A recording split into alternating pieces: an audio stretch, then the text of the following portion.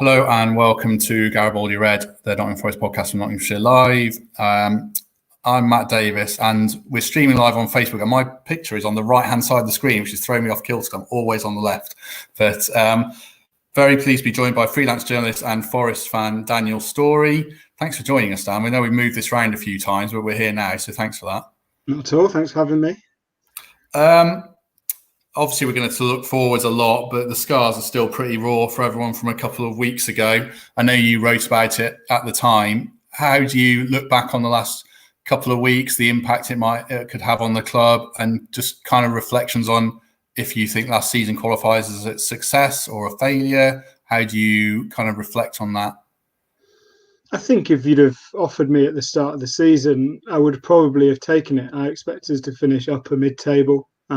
But you have to put that into context of where we were and how promising the season looked at one point. I think there was always a sense and a suspicion amongst supporters that we were getting results, maybe grinding results out that we didn't always deserve, particularly some of the away wins. But to kind of collapse in such Forest fashion was obviously hugely disappointing. I think if you seeing the outpouring of reaction kind of nationally from football supporters, I think there were probably only one set of fans who could sort of see this coming, and that was Forest fans.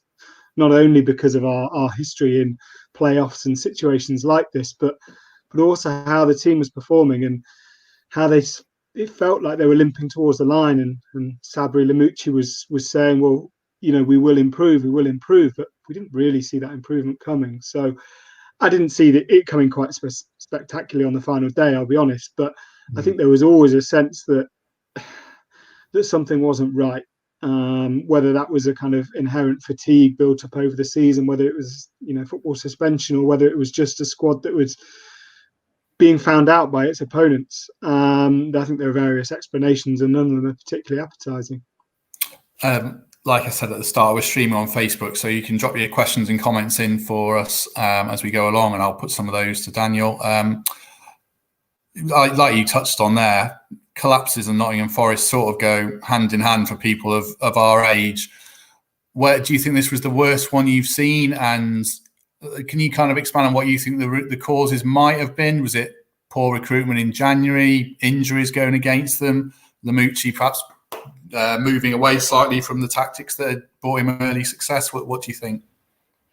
I think the Yeovil one was worse, to answer your first question. Yeah, true. That's the one that hurt most. That's the one where I'd firmly believed, if this had happened in the second leg of a playoff final, maybe this would have been worse. But I think the Yeovil one was worse. And I think there was just a bit of a hangover lingering in the squad, that we had this ability to go on really promising runs during the season and then throw in the odd calamitous home performance. I'm thinking about Sheffield Wednesday as an obvious example, Huddersfield away, the Wigan result wasn't great. We seem to do this and against teams all over the division, not necessarily against the best teams.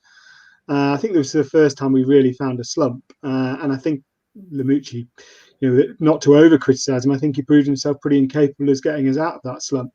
I think there's a pretty obvious drop-off in quality between the first team when fully fit and everyone else.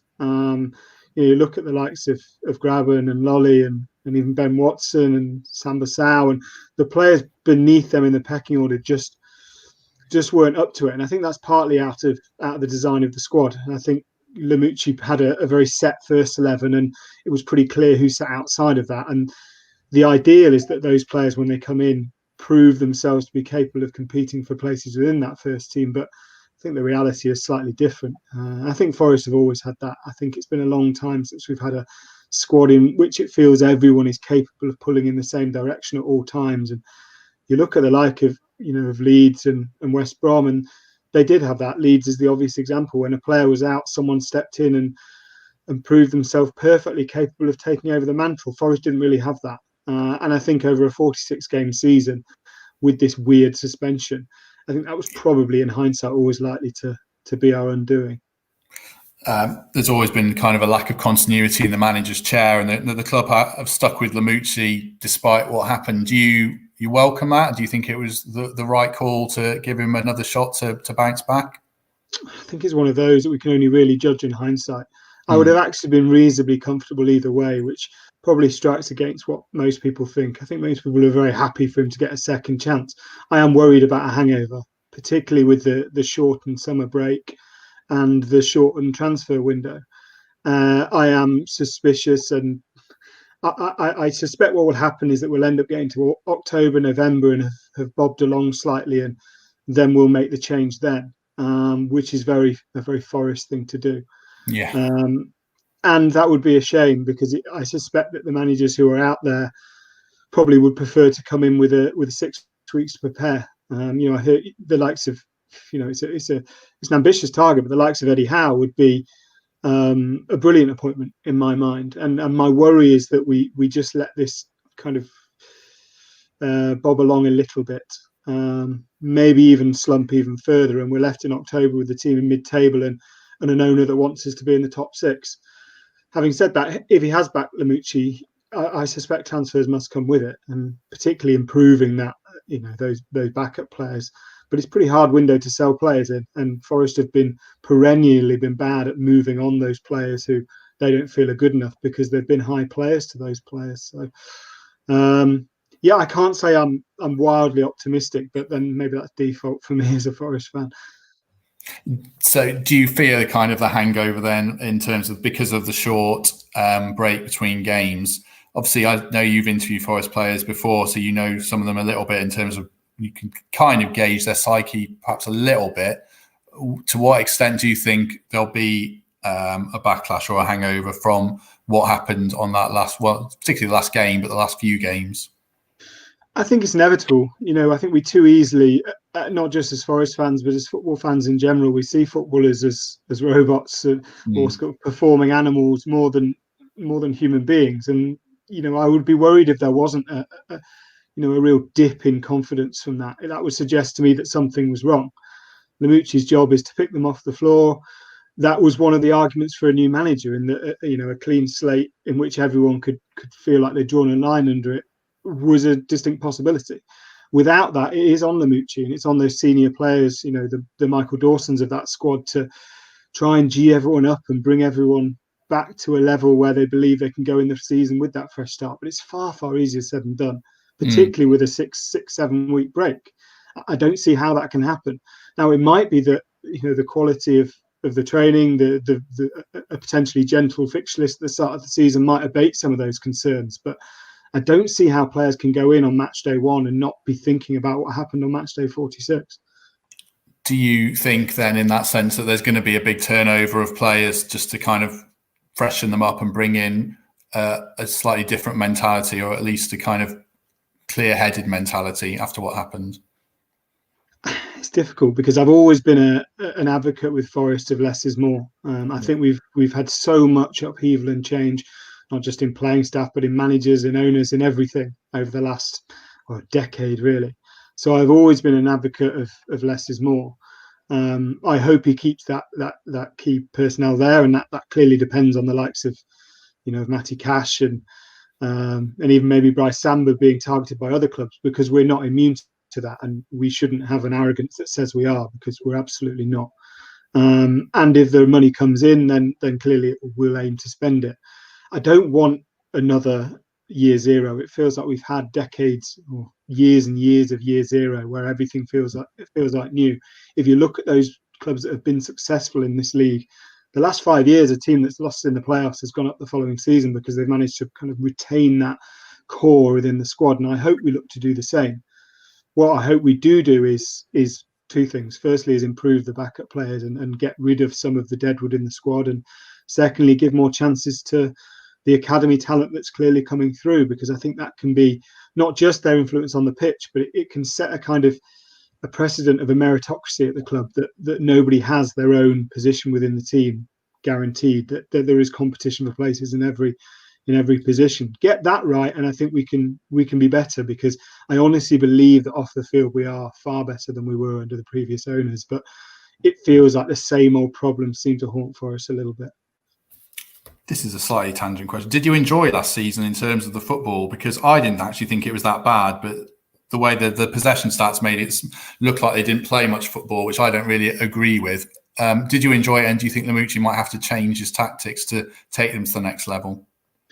I enjoyed, very obvious thing to say, but I enjoyed what we were good at. I kind of assumed that under Lamouchi we might be a team that flattered to deceive a little bit and left itself slightly open defensively. And in fact, I was completely wrong. We were the opposite of that. We showed an ability to grind out victories, albeit not towards the end of the season, that went far and above my expectation, and I was delighted by that. I think he has a problem in terms of setting up the team at home against supposedly weaker opposition. I think he has a fairly pragmatic first choice plan A, and we were lacking a plan B in certain scenarios. I think opponents learnt that if they came at us at home and didn't kind of pay us any respect, then they could be successful. And a number of teams set the blueprint for that, and others ran with it. So I think that needs to change. And whether it's by buying in another striker and going with two, out and out centre forwards at home, I don't know, but he needs to find a solution to that for sure.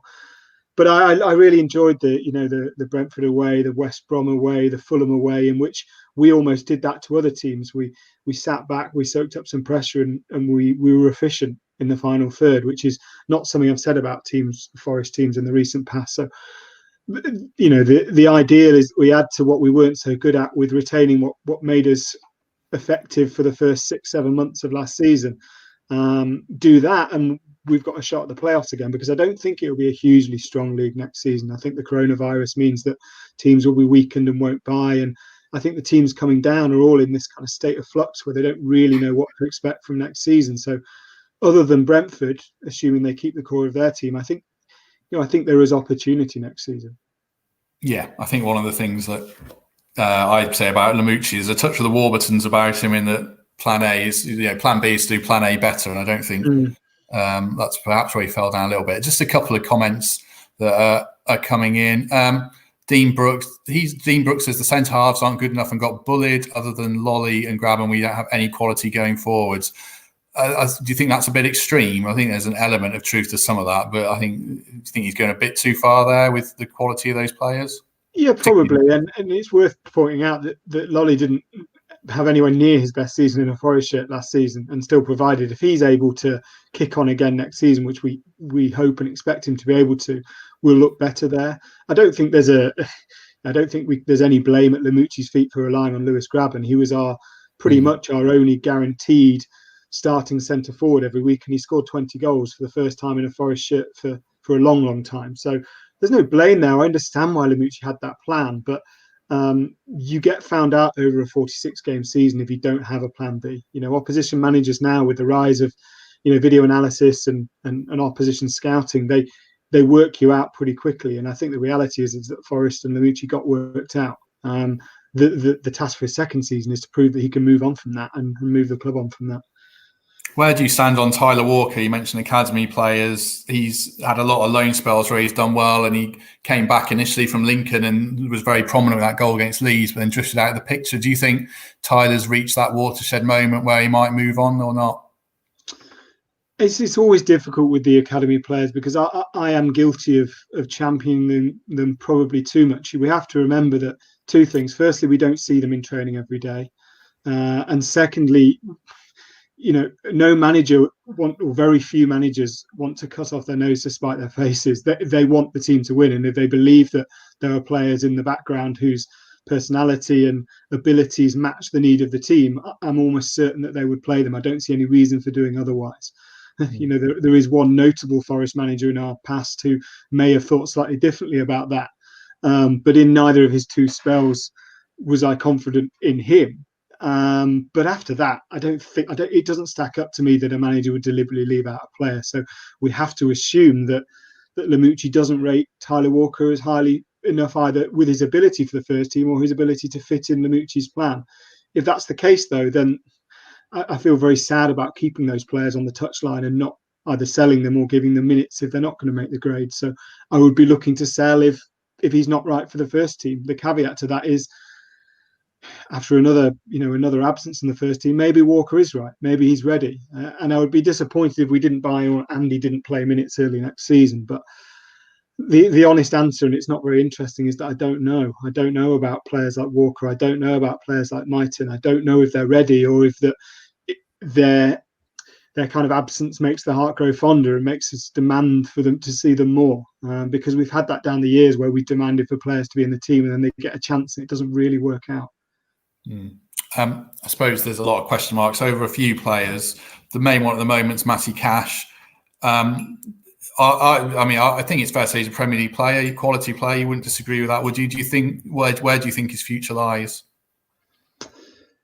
I'd really love him to commit to the club. By all accounts, we rejected offers worth 12 or 15 million in January, and my suspicion is that if those same offers came this summer, we might consider selling him. I think fullbacks are absolutely key in towards the top end of the Premier League. I don't know in the Championship, and certainly with Lamucci's style of football, whether that's the same case, and if maybe that 15 million could be better spent elsewhere on the team. But there's no doubt that Matty is a phenomenal right back for his age, and one who has a future in the Premier League with Forest or without. I know West Ham have been linked, and there's a pretty obvious gap within their squad that they might be looking to fill.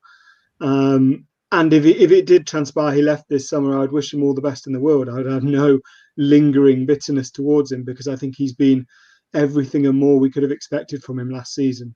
He's one of those players who didn't really tail off towards the season. He kept trying to do everything he had tried to do, and was kind of let down by those people next and in front of him in the team.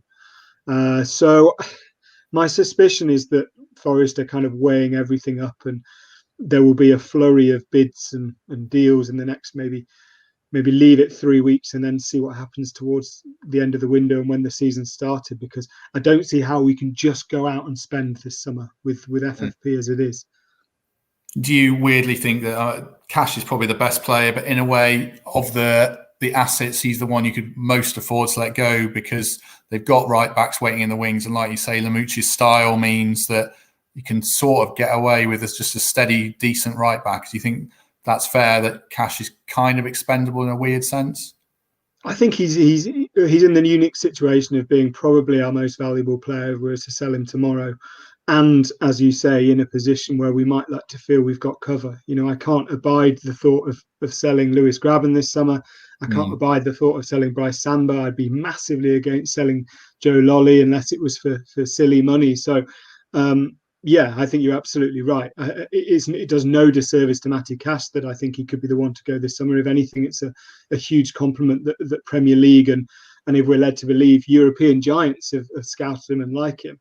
But if it allows Forest to improve the team in all areas, then that kind of has to be the way forward, because, as I say, we're not in a financial position where we can go out and spend 8, 9, 10 million on players. And we're also not able in a position to do that to buy kind of, guesswork. I look at the players like João Carvalho. I look at some of those players we signed in the late Fawaz years, and there was a lot of guesswork going in there. I think Forest need to kind of have everything sorted and everyone be on board with any signing that comes in for more than £3 or £4 million now, because we are high payers in terms of wages. And if we're going to do that, they sort of have to be bankers in a world where bankers don't really exist. Yeah, I mean, Peter Waller here says we need to have a far better summer transfer-wise than we did in January. It cost us dearly. But like you say, the football world's different now, and this is where recruitment, scouting people are going to earn their money more than ever, isn't it? Do you think Forest are well set to do that? Because they made some good signings from abroad, but last summer, do you think they might be missing bargains in League One potentially? That kind of avenue that might be the way to go? Yeah, I'm certainly not against doing that. You look at one of the only players we've sold for profit in the last basically decade is Britta Sombolonga, who came in from a League One side and did well enough at the City ground that we were able to sell him for a profit. I think we absolutely should be looking at doing that. Whether it's both from I don't really separate abroad and lower league. I don't think they're mutually exclusive. I think there's a market out there of players who, for whatever reason, be it where they play or which division they play in, are available at, if not bargain prices, then certainly sensible fees. And I think the one offset benefit for Forest of the coronavirus is that there are teams in leagues below and presumably abroad who might have to accept cut price fees for their potential, for their young talent. And that's where I think we should be looking. I know there are no bankers there, but I'd much rather that. I think we're set now for key senior players who are 26 and over, who we hope and assume will have a positive influence on the squad. What I think we need now are those. It doesn't take an overhaul. It takes 3 or 4 players in key positions who immediately bump up the team with their exuberance, with their youth, with their current ability. And we have to, as you say, we have to rely on the scouting network to get that right. I don't think it always has got that right. I think we've been a little bit scattergun, and I hope this is the summer for us to refine that. I'll just read out Daniel Barnett's comment, because like 3 seconds before you said scattergun, he said it's a scattergun approach to bring in 7 or 8 a season, which is true. So give him some credit for that. Liam Hill, thoughts on Luke Freeman from Sheffield United, Daniel, which is kind of an additional João Carvalho debate. Have you seen much of Freeman, and where do you think Carvalho fits, if at all, in the current setup? I haven't seen a lot of Luke Freeman last season because he didn't play an awful lot. No, but he was obviously excellent in the Championship. My concern about us signing Premier League players is that there's 2 reasons, or there's 3 reasons for a Premier League player to take that move down the divisions. The first is that he's desperate to play football, wants to play football, loves the game. That's a very positive assessment. The second is that the club that sign him are prepared to offer Premier League wages, and I think that's something that Forest, if you look at the wage, will probably have been able to do to their fault.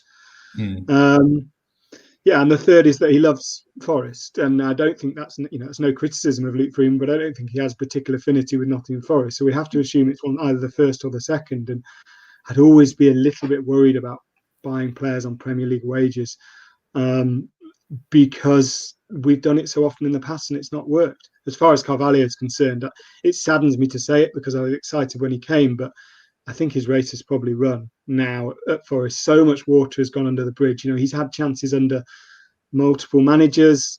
He's had chances under multiple systems, around multiple teammates, and no one has really been able to find a place. He strikes me as a luxury player in a division in which all the best teams have flair players, but they don't have luxury players. They don't have players who kind of have free roles. Everyone has to work. You look at Brentford and you look at Leeds, and for all the flair in those teams, no player gets away without pulling his weight. And if there is an accusation against Carvalho, it's that he's a luxury player, and that's not necessarily a criticism. It's just a fact of life. And I don't really see it working. It would be a huge surprise now if next season he started 35, 45 games and led a team on or dragged a team on.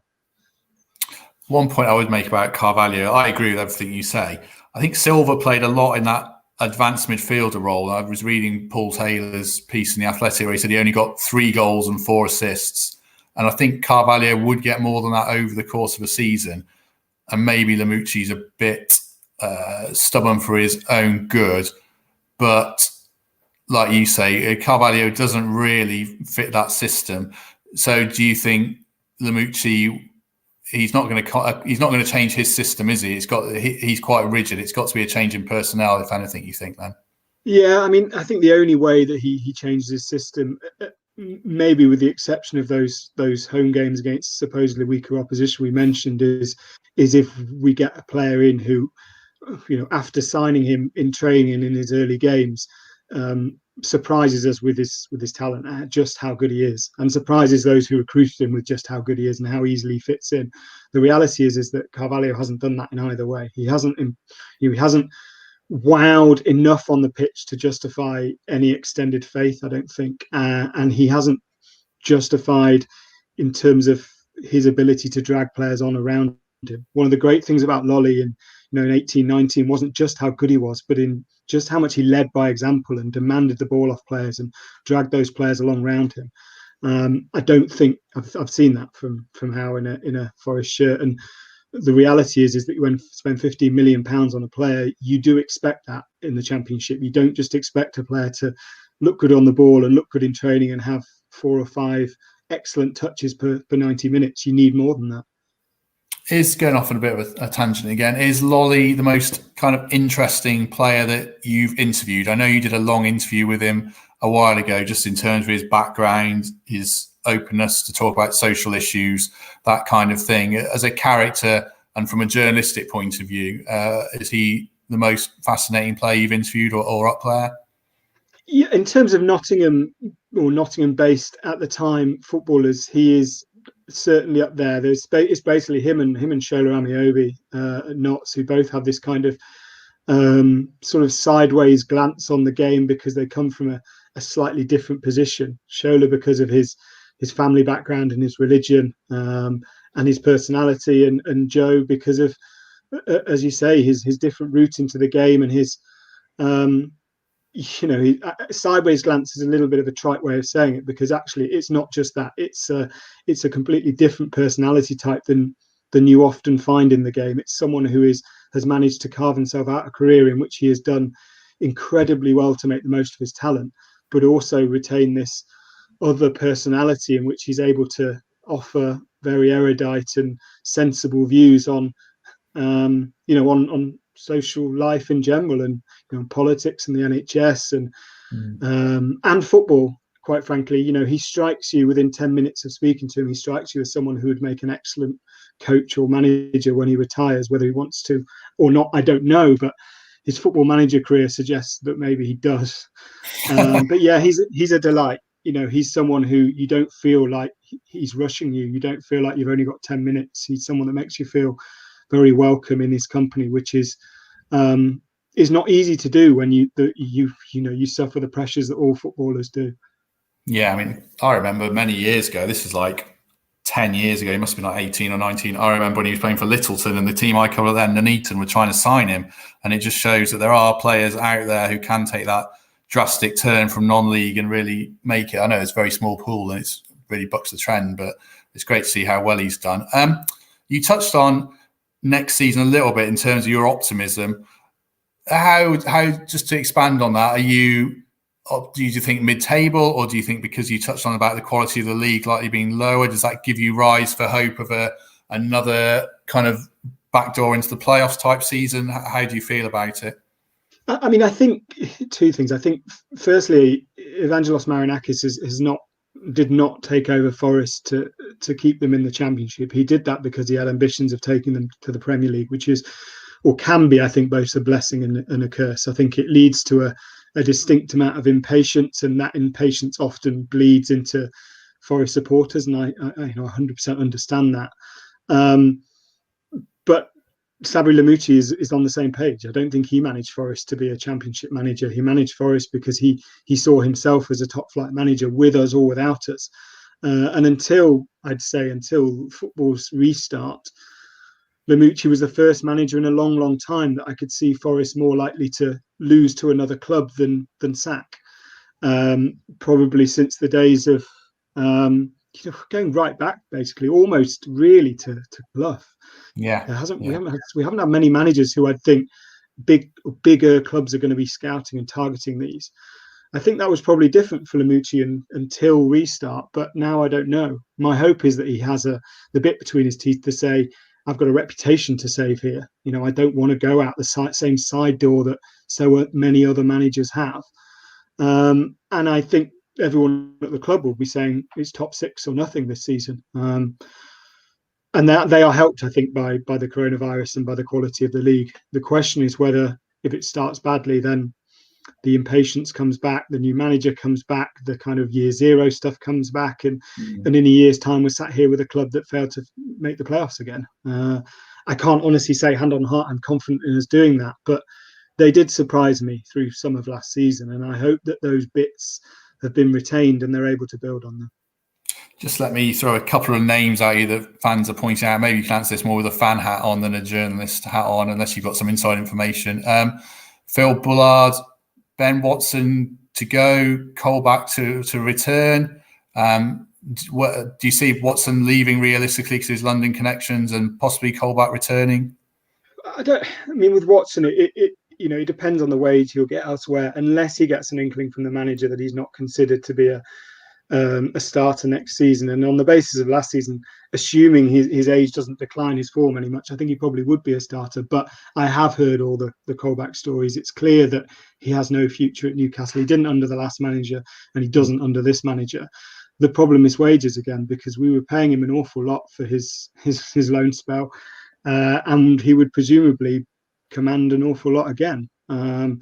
He sees himself as a Premier League footballer, and it's all very well having the demands to get Forest up there, but if you then have to pay them £25,000-30,000 a week to do so, it's a hard one to sell to me, quite frankly. I understand that these players may offer more to the team and may improve the first team, but in the realities of the financial climate as it is, that isn't enough. You can't just say, is he better for the first team? You do have to look at those wages. So fully wage dependent for me. If they can get in Colback for the same money as Watson, then I think it's probably a sensible deal given what we saw from Jack before. But he hasn't played football for getting on for a year now, and that's a very hard thing to gamble on, I think. Lyle Taylor's popped up a couple of times for Dean Brook here. Any truth in signing Lyle Taylor from Charlton? A hat tip to Forest Analytics on Twitter. I read an article he did about stats around potential signings. I didn't realise Lyle Taylor's stats are quite so good, and obviously he scored twice against Forest. He's kind of in that grab and mould. I don't know if you've seen a lot of him, but is he the kind of free transfer target that would appeal to you, even if he is, I think, 30? Does that put you off at all? No, I do like Lyle Taylor. I really do. The only caveat, without wanting to constantly be negative, the only caveat I'd have is I hope he desperately wants to come to the club. I suspect, hearing the list of clubs who have potentially been interested in him, particularly on a free transfer, his earning potential will be high because clubs are saving on the transfer fee. And I suspect if I was, and even speaking as a Forest fan, if I was him, I'd be thinking, is there another offer? Is there an offer from a lower half Premier League club? Is there an offer from an SPL club? Is there an offer from abroad even, before committing to Forest? If I was 100% convinced that he really wanted this move, then I would welcome it hugely. But I hope we would sign him because he wants to be here, not because I don't necessarily mind him being a stepping stone club. If he does really well and we sell him, great, because that benefits everyone. But I suspect he's got bigger ideas at the moment, or maybe his agent has got bigger ideas at the moment. Just looking back a bit, we'll come back to the transfer stuff, but what's your Forest story? I mean, are you which team do you kind of resonate with from growing up? And are you a Nottingham lad? Yeah, born and bred in Nottingham. I left to go to uni, and that's it. So yeah, I'm born in 85, so my first season ticket was 91-92, and I had a Wembley trip the end of that season, which was great. But yeah, like so many people my age, it's that 94-95 class who I have a real affinity with, and the iconic players who lasted before and after that generation. I mean, very obviously thing to say, but basically Pearce and Collymore, and then Roy and Wone and Stone, and then after that there's the pretty horrible gap, but gaps that are permeated by Andy Reid and Chris Cohen, basically, as my kind of iconic go-to heroes. And it's been brilliant to see two of those players back under the club's wing in the recent past is fantastic for me. I think that's a really bold and positive step. But yes, I am of that generation that both missed out on the real glory years, was very young to see the Brian Clough decline, and then have had this horrible vacuum of success post 1996. So yeah, I consider myself unfortunate in that regard. Just as we begin to wind down, then we'll throw a couple of questions your way at the end. But when do you see Forest realistically ever establishing themselves in the Premier League again? And what kind of ceiling can a club like this have when you look at Leicester's success versus a team like Leeds, or obviously Forest that can drop down out of the league? What's the kind of long-term optimistic prognosis for Nottingham Forest?